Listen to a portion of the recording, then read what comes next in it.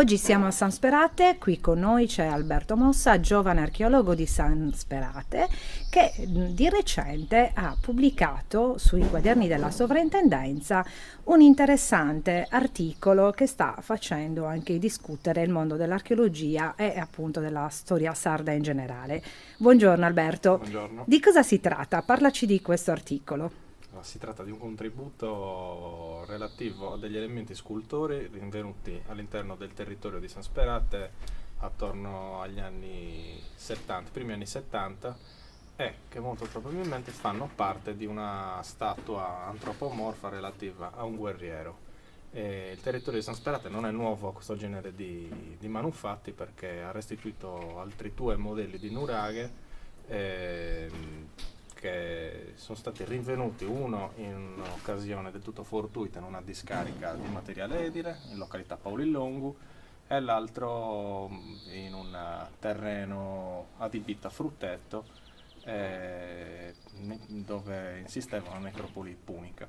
Quindi diciamo che la tua supposizione o comunque tesi che tu esponi è supportata anche da questi ritrovamenti di cui ci hai parlato. Ma dal momento in cui questi reperti furono trovati, cioè che fine hanno fatto? Cioè come ci sei arrivato tu come dire, a rivalutarli, quindi a dargli una connotazione così precisa?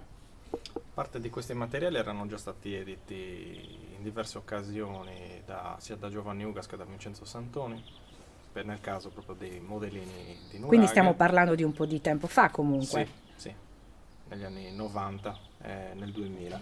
Mentre questi frammenti di statua invece erano custoditi nei magazzini della soprintendenza e dai 40 anni della loro scoperta non sono mai stati presi in considerazione e studiati adeguatamente. Quindi non erano stati catalogati, diciamo così. No, erano proprio inediti. Erano Erano inediti. inediti insieme ad altri materiali ceramici abbastanza interessanti che documentano l'importanza del centro ubicato al di sotto dell'attuale abitato di San Sperate, specie per la fase nuragica. Ecco, ma quindi questo, se la tua tesi quindi chiaramente viene supportata anche da altri studi che tu sicuramente vorrai proseguire, questo comunque aprirebbe insomma altri scenari rispetto alle statue, alla statuaria che per ora noi sappiamo essere limitata a Cabras. Attualmente, infatti, l'unico sito che ha documentato questo genere di sculture è quello di Monteprama, assieme a un piccolo frammento di volto di una sempre di statua, rinvenuto presso il pozzo di Banattoa a Narbolia. Mentre questi frammenti aprirebbero la possibilità della diffusione di questo fenomeno scultoreo in più parti dell'isola, anche perché le iconografie si rifanno a quelle dei bronzetti e sono delle figure che hanno una diffusione abbastanza ampia in tutta l'isola. Quindi possiamo supporre che questi che insomma sono stati definiti come dei pantano, eccetera, siano presenti quindi da altre parti, insomma gli studi e gli scavi dovrebbero proseguire anche in questo senso? Sì, il contesto di Monteprama è un contesto funerario, monumentalizzato successivamente durante l'età del ferro, mentre nel caso di San Sperate... Scusa se te lo chiedo, ma così per chiarezza, per chi ci Sì. ascolta, età del ferro, proprio diciamo numericamente cosa... Siamo nel X e IX secolo a.C. Ecco, quindi insomma un bel po' di anni fa. La fase è quella di riferimento è quella geometrica.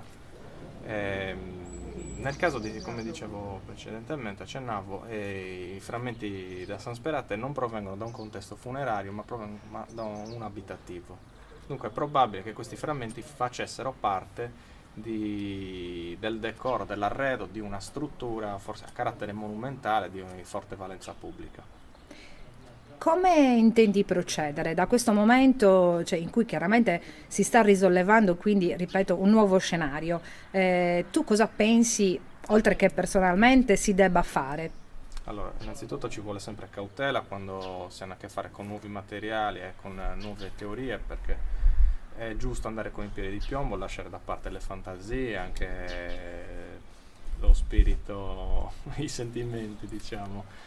Però questo sarebbe una possibilità anche per San Sperate, per riscoprire la sua storia e per fornire nuovi spunti di ricerca. Bene. L'archeologia oggi in Sardegna, secondo te, concludo un po' con queste domande diciamo più generali, è curata abbastanza? Si potrebbe fare di più? Sembra un po' una domanda retorica, però è anche giusto forse sottolineare l'importanza di una disciplina che forse negli ultimi anni appunto non è stata più così valorizzata. Allora, negli ultimi anni posso dire che l'archeologia sarda ha fatto passi da gigante, anche perché ci sono nuovi metodi di indagine innovativi, ci sono adesso analisi chimiche che consentono di avere informazioni in più e teorie forse anche più complete.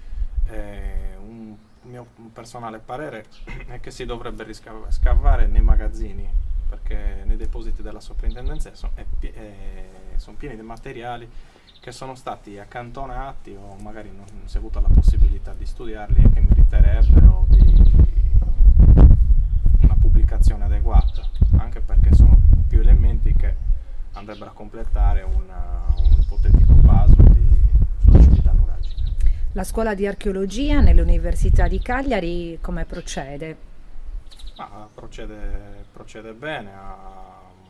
Diciamo che Ci sono per dire tanti studiosi, sì, ragazzi interessati, ecco, quelli più o meno come sono, sì, diciamo. ci sono diversi studiosi, anche giovani, molto in gamba, e purtroppo è un mondo, sono tempi un po' duri, anche perché c'è un alto tasso di disoccupazione. Alcuni dei miei colleghi optano per avere un lavoro più sicuro invece che con proseguire gli studi, dunque molte volte accantonano le proprie passioni per avere una stabilità.